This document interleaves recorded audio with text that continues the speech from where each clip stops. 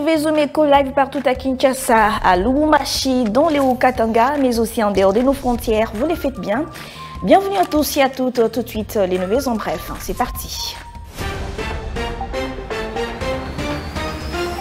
Le ministère des Finances a levé un montant total de 26,75 milliards de francs congolais, soit plus de 9 millions de dollars américains au profit de la Banque centrale du Congo lors d'une émission d'obligation de trésor libellé en francs congolais le 11 mars 2025. Ces indications sont fournies dans un communiqué du ministère des Finances signé par le ministre de tutelle Doudou Fambali Koundé en date du 11 mars 2025.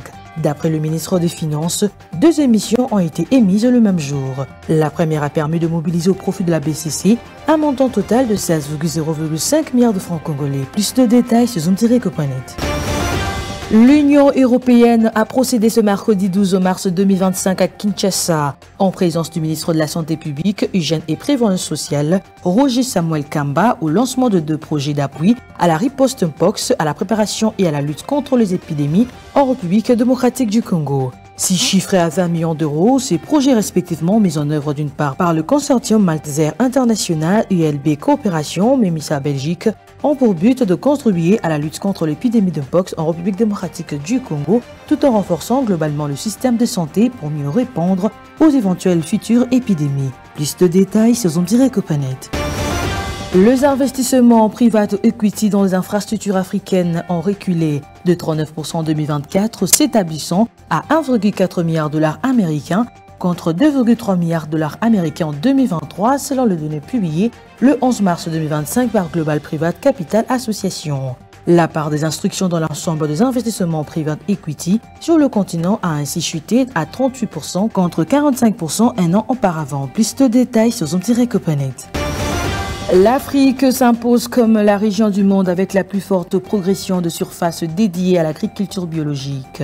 Selon la 26e édition de l'annuaire de World of Organic Agriculture, publiée récemment par l'Institut de recherche de l'agriculture biologique, le continent a enregistré une croissance impressionnante de 24,4% en 2023 contre une moyenne mondiale de 2,6%.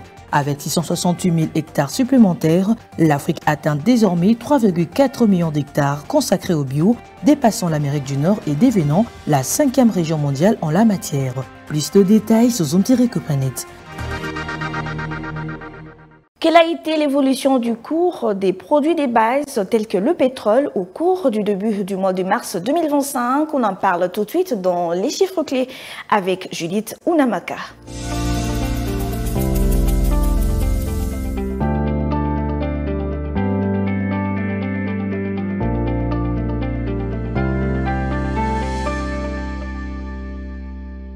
Bienvenue à vous, Judith Unamaka.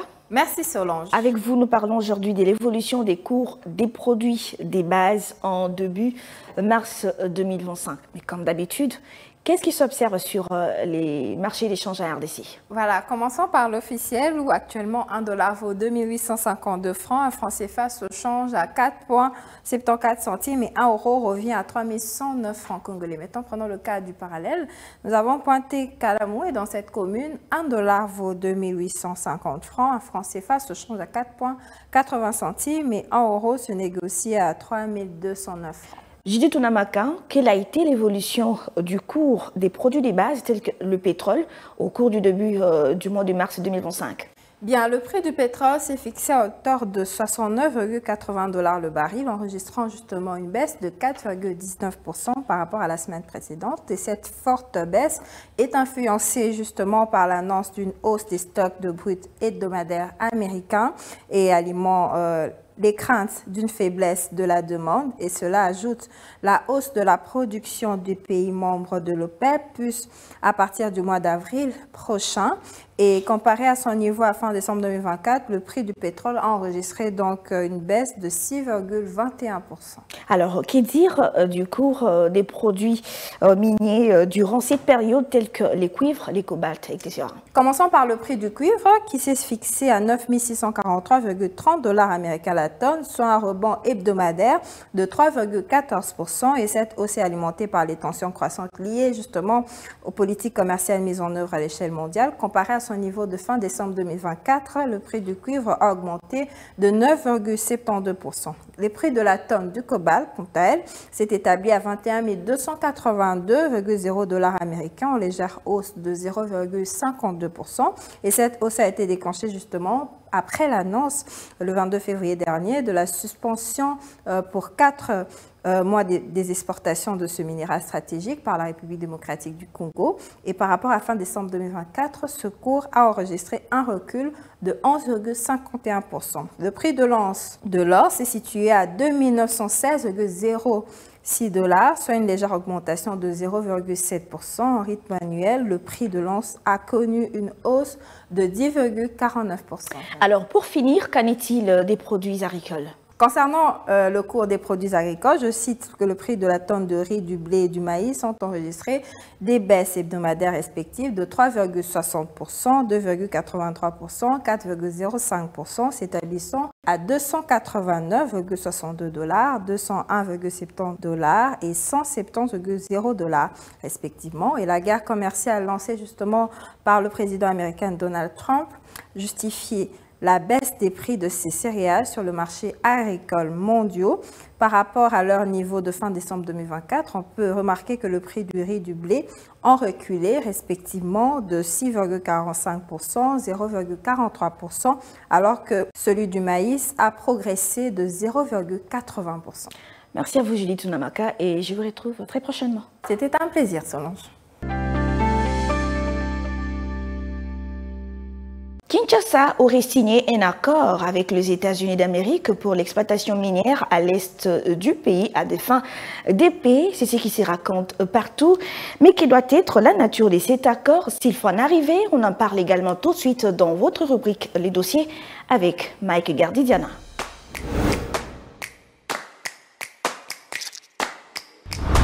Bienvenue à vous, Mike Gardidiana. Merci. Dites-nous, existe-t-il une proposition d'accord entre la République démocratique du Congo et les États-Unis d'Amérique pour résoudre la crise dans l'est du pays? Jusqu'à preuve du contraire, il n'y a pas d'accord. Mais ce qui est sûr, c'est que les discussions ont déjà été entamées. C'est vrai que jusque-là, il n'y a pas une réaction de la part des États-Unis. Mais du côté de Kinshasa, selon de sources très sûres en interne, il y a une task force qui travaille déjà sur cette proposition-là, et que finalement l'idée c'est de pouvoir trouver de voies et moyens pour pouvoir couper court à l'exploitation illégale et surtout à l'intégration du Rwanda dans la donne économique de guerre dans cette partie pour pouvoir cette fois-ci espérer à une dynamique de paix durable. Mais dans le fond, jusque-là, il n'y a pas encore d'accord parce qu'il faut tenir compte de beaucoup de sensibilités, mais c'est décidément une option bien choisie par Kinshasa. La preuve pour ceux qui se rassurent de la nature de cet accord, c'est que lors d'une interview à New York Times, le chef de l'État en a parlé, qui a appelé l'Occident pour pouvoir partager les dividendes de matières premières, ce qui, pour beaucoup, est considéré comme étant un appel de pied. Mais au-delà de ça, beaucoup en interne, notamment par les propositions faites au niveau du Parlement sur la résolution de la crise, certains députés, qu'on ne préfère pas citer de nom ici, sont allés dans cette orientation-là pour que finalement, puisque la guerre a de soubassement d'ordre économique, pourquoi ne pas trouver de réponse à ces niveaux-là et stopper définitivement cette dynamique de guerre qui tue tout le jour nos compatriotes. Alors, quelle serait la nécessité de cet accord économique pour un pays agressé militairement? Pour un pays agressé militairement, c'est comme je vous ai dit, la RDC subit un peu ce que beaucoup appelleraient la malédiction de ses ressources minières. Mais en réalité, c'est vraiment pas de la malédiction, c'est juste la notion de l'intérêt et de la richesse. Vous savez, dans la vie, quand vous avez autant de potentiel que vous ne savez pas exploiter, dans un monde plutôt où il y a beaucoup de besoins, les autres le feront à votre place. Comme on dit, la nature a horreur du vide. La RDC est un État à qui Dieu a donné tout et même le reste. Et maintenant, le problème, c'est que cet État-là a vocation de puissance. Cet État-là, aujourd'hui, subit quand même quelques problèmes en interne qui fait qu'il ne sait pas être l'État à la hauteur ou à la taille de ce qu'il doit être. Et malheureusement, même quand on parle de la guerre d'agression du Rwanda, c'est vrai, derrière, on peut faire évoluer certains mandats comme le Rwanda qui veut aller vers une bataille de terre, mais dont le fond, c'est un problème d'exploitation illégale de matières premières pour alimenter l'économie mondiale. Et le Rwanda s'est proposé en intermédiaire pour pouvoir justement en profiter aussi parce que c'est un État qui vit de l'aide au développement, des aides d'appui venues de ses partenaires traditionnels, notamment l'Occident. Et donc, l'idée aujourd'hui, plus que la guerre a une valeur intrinsèque économique, il faut aller dans des solutions économiques pour pouvoir trouver des solutions définitives. Et je crois que la nécessité se retrouve à ces niveaux-là, mais encore la nécessité, c'est que on vit une guerre sur nos propres sols, où l'ennemi utilise la stratégie humaine comme bouclier. On est dans une sorte ce que les experts appelleraient une guerre asymétrique, et Kinshasa n'est pas dans une option militaire. Kinshasa a recentré la plupart de ses efforts sur les approches diplomatiques. Et donc, puisque la diplomatie est une manière de faire aussi la guerre, Kinshasa a décidé de rester sur cette approche-là dans son ADN pacifiste pour pouvoir toucher directement le grand intérêt de cette guerre-là pour trouver une solution de manière définitive. Et donc, voilà le sens de l'intérêt de cette approche-là. Les gens se posent la question, quel est le lien avec la bataille sur terrain, notamment avec l'AFC et le Rwanda. Ce sont des gens qui obéissent à des suprapuissances. Et aujourd'hui, si on sait établir des intérêts, si la RDC sait payer une facture convenable à ceux qui tirent profit et dividendes de cette guerre-là, on pourra stopper cette chaîne de production, encore une chaîne des valeurs, et finalement revenir à la case départ et trouver une solution définitive sur les approches administratives. N'est-ce pas brader les richesses du pays comme certains l'évoquent? Je crois que certains, quand les gens le disent, c'est avec raison, parce qu'ils vous souviendrez, ce n'est pas une première fois qu'on utilise cette technique. Joseph Désiré Mobutu avait presque utilisé cette technique, pas pour sauver la République, parce que c'est vrai que les menaces à gauche, à droite, il y en avait, mais c'était plutôt pour sauver un régime. C'est ce qui lui a permis de rester 32 ans au pouvoir. Vous voulez un autre exemple un peu plus actuel, Denis Sassou Nguesso à Brazzaville est encore là parce que la France et la plupart de ses colons continuent à garder leurs intérêts, donc la question démocratie renvoyée au calendrier grec. Mais dans le contexte congolais, quand il y a eu de quoi contre l'ancien chef de l'État Joseph Kabila et ses partenaires traditionnels, il a utilisé la même méthode cette fois-là, mais en donnant à la Chine, qui lui a permis de changer les fusils d'épaule. Mais malheureusement, dans ce contexte, le Congo est un État qui regorge beaucoup d'enjeux pour être laissé aussi facilement comme ça, ce qui a créé un peu de tension et géopolitiquement lui a coûté beaucoup trop de problèmes. Et aujourd'hui, je pense que pour nous, c'est un retour à la case départ. Est-ce que de manière historiciste, on peut établir le fait que la RDC s'est ouverte au multilatéralisme? On s'est également refermé à nos partenaires traditionnels qui, allez, voulaient un peu une forme de monopole sur l'État congolais? Peut-être, mais dans les faits aujourd'hui, on est dans un contexte où militairement, il est difficile de pouvoir trouver des solutions. À très court terme, il faut utiliser cette approche-là pour pouvoir stopper cette guerre, mais c'est non sans peine et non sans conséquences. Pour ça, historiquement et dans le fait, il y a autant de préalables qu'on doit établir pour ne pas tomber dans le travers du passé. Alors, prenons cette dernière question pour vous libérer. Quelles sont les garanties de la réussite d'un tel accord? La première garantie aujourd'hui, c'est que quand Kinshasa décide d'aller sur cette option-là, c'est la nouvelle doctrine politique de Donald Trump, qui est revenue sur l'idée de la compétition au niveau mondial. Les États-Unis se sont rendus compte finalement que depuis toujours, la Chine a récupéré une part belle dans les enjeux économiques, surtout au niveau mondial. Pour le cas de la RDC, la Chine détient le monopole de nos matières premières à près de 90%. Et au-delà de ça, quand on parle de matières stratégiques, les gens ne le savent peut-être pas, mais la même Chine est dans ce réseau illégal-là qui s'alimente, mais le premier acheteur aussi reste quand même cette Chine-là.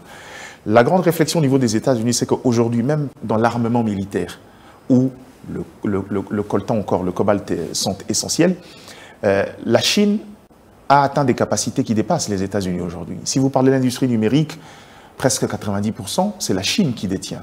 Au niveau de la téléphonie mobile, je ne vous dis pas, je ne vous fais pas un dessin. Donc en gros, les États-Unis sont dans l'idée de pouvoir récupérer leur place en tant que puissance économique mondiale. Et donc, par ce souci-là, les États-Unis ont reconsidéré un peu leur politique extérieure, notamment sur la question de l'Afrique.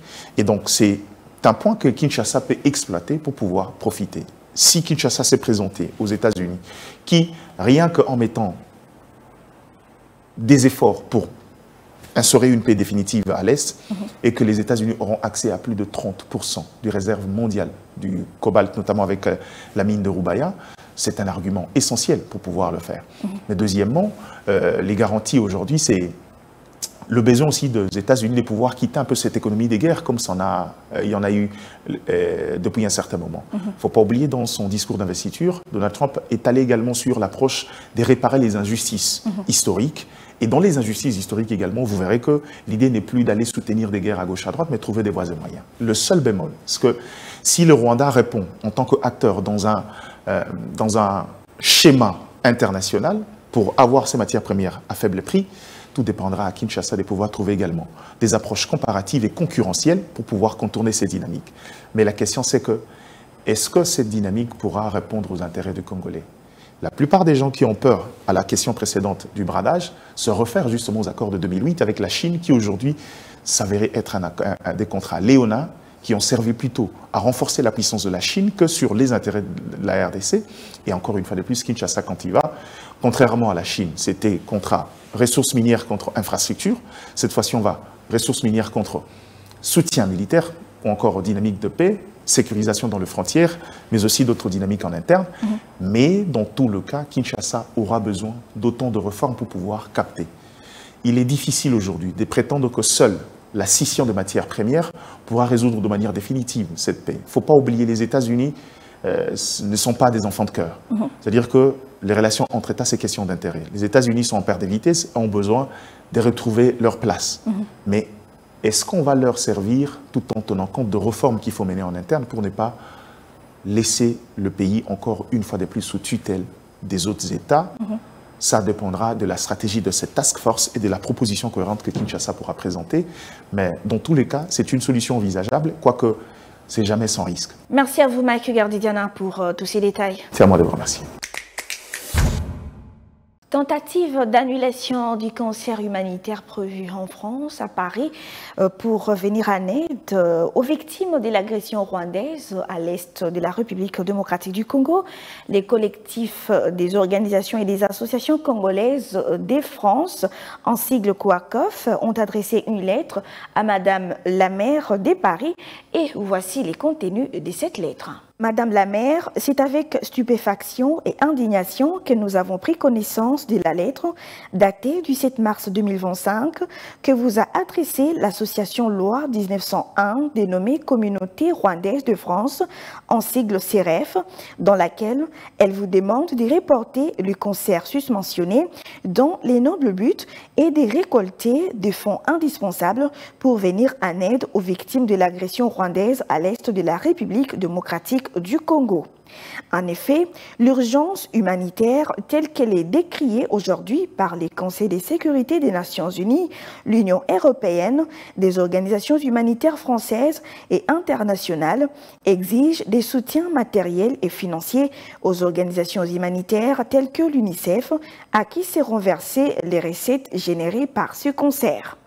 Les collectifs des organisations et des associations congolaises de France, en sigle COACOF, estiment qu'il s'agit là d'une provocation supplémentaire, d'une blague de mauvais goût. Ils rappellent qu'à ce jour, selon différents rapports des institutions internationales crédibles, la guerre injuste imposée à la RDC par le Rwanda et ses supplétifs des M23 a causé un génocide de plus de 10 millions de Congolais, record absolu, plus de 7 millions de déplacés internes chassés de leurs terres ancestrales, plus de 500 000 femmes violées qui errent dans des collines et forêts et qui vivent en ce moment même dans un dénuement total. Les milliers de franco-congolais de Paris et d'Île-de-France reconnaissent en vous la stature des femmes d'État capables d'émettre ces décisions au niveau des positions des Nations Unies, de l'Union européenne, de la France, qui condamnent le Rwanda pour la présence de ses troupes en RDC et son soutien au M23 pour la perpétration des crimes contre la population congolaise. Convaincus de la solidarité de votre équipe municipale avec les victimes de cette guerre injuste, nous serions reconnaissants de ne pas reporter ces concerts humanitaires et vous prions d'agréer, Madame la maire, nos salutations distinguées. Jamulumba Bouché Moutouakachala, président qui signe cette lettre. Suivez-moi tout le jour à travers Zoom Wende sur Zoom Eco Live. Abonnez-vous sur notre chaîne YouTube. Zoom Eco Live, la référence de l'actualité économique en RDC. Je vous prie de suivre à présent Naomi Kandé qui revient sur les prix des aliments riches en fer. Suivez.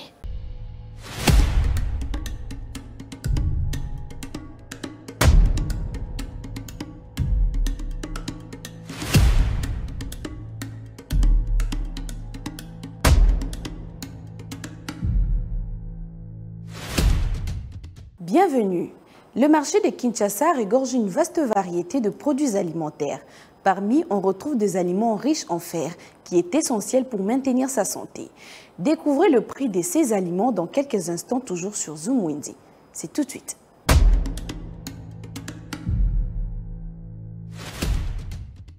On commence notre marché du jour avec 1 kg de viande à bouillir qui se vend à 12 000 francs. 1 kg de viande fraîche revient à 18 500 francs. On retrouve également 1 kg de tripes qui se vend actuellement à 8 500 francs. Le prix d'un œuf varie entre 800 francs et 1000 francs. Un plateau d'œufs entre 25 000 francs et 27 000 francs congolais. On trouve également le fer dans les épinards qui revient à 1000 francs par botte. Un sachet de flocons d'avoine se vend à 500 francs. La grande quantité à 3 500 francs. Le prix de pommes de terre varie entre 2 000 francs et 5 000 francs par botte. Côté fruits, on trouve 2 bananes à 1000 francs. 2 pommes rouges et vertes commencent à partir de 500 francs congolais.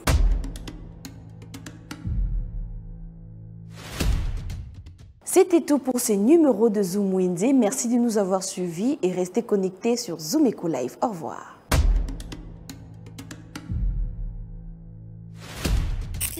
Les rendez-vous économiques, c'est dans l'agenda sur Zoom Eco Live. Abonnez-vous sur notre chaîne YouTube.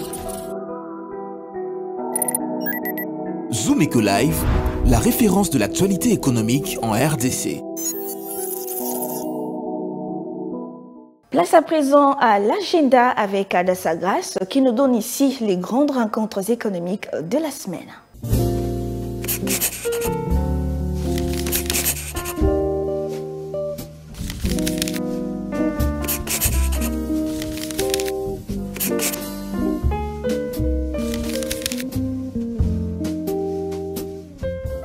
Bienvenue à l'agenda, aussi le rendez-vous du jour. Spéciale conférence débat sur le code du numérique 2 ans après est prévue à Kinshasa le 13 mars 2025 et abordera le thème ci-après, discussion avec les acteurs de premier rang. À présent, notons que l'ex-Numérica prépare la 2e édition de 2 ans après l'entrée en vigueur du code du numérique congolais, qui débutera du 13 jusqu'au 14 mars 2025 à Kinshasa et sera axé sur bilan, défis et perspectives d'avenir. En rappel, Monal Consulting avait débuté une nouvelle session en ressources humaines sur optimisation fiscale du processus de la paie en République démocratique du Congo, le 10 mars dernier, signalant qu'elle se poursuivra jusqu'au 15 mars prochain à Kinshasa. Et pour finir, la Fédération des entreprises du Congo, FEC en sigle Lualaba, prépare à son tour une nouvelle session de formation sur la clôture de compte annuel 2024 et remplissage des états financiers selon les 6 quotas révisés. Cette session débutera du 17 jusqu'au 20 mars 2025 au siège de la FEC Lualaba. Merci de nous avoir suivis. Au revoir.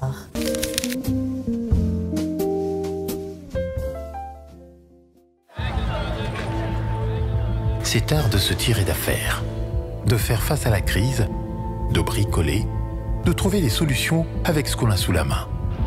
Un art dans lequel les Congolais ont développé un savoir-faire particulier. Article 15. Débrouillez-vous pour vivre. Allons maintenant à la découverte d'un jeune maçon qui a accepté de partager avec nous son expérience. Il nous explique à travers ces images comment il arrive à se prendre en charge à travers son travail. Regardez. Débrouillard jamais, jamais, jamais. Débrouillard jamais, jamais, jamais. Débrouillard jamais.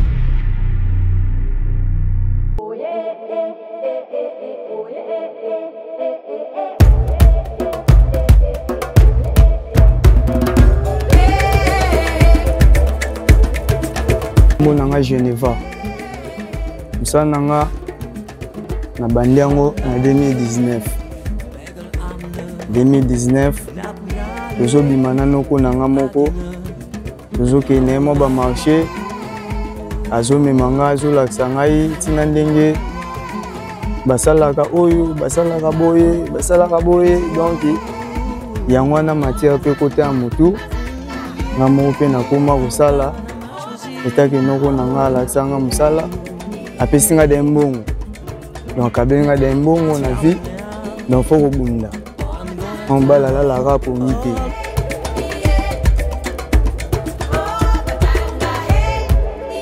na musala faut otambwa na logique otoyekuta mwa difficulté za okotalisa nkolo musala kete na moni ke place oyo po tio eleka po tokule po tosomba boye tosala boye ndeti babeton oyo tokulaka avant bokoyita tio avant tuya olekisa tio na se fo kobuka obuki osali traçage ya bien nde tio na okoleka mais sans quoi en tout cas okokaka te wana eluka malaise ou bien marteau piqueur obuka boleka donc difficulté tokutana nango yango wana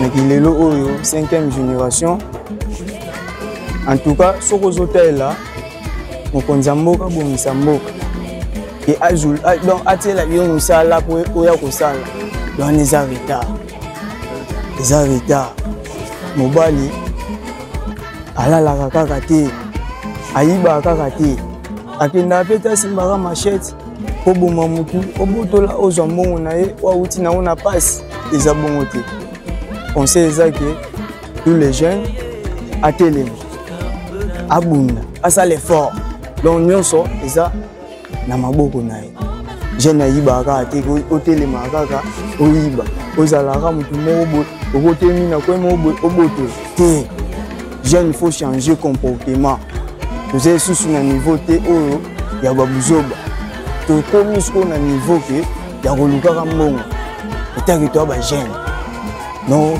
le seul conseil na opesa ke jeune lamuka na ntongo bima eluka mbongo na pokwa oyekuti famille ovandi oyeba nini okosala na selo baprojet na yo okoyeba oyo okosala.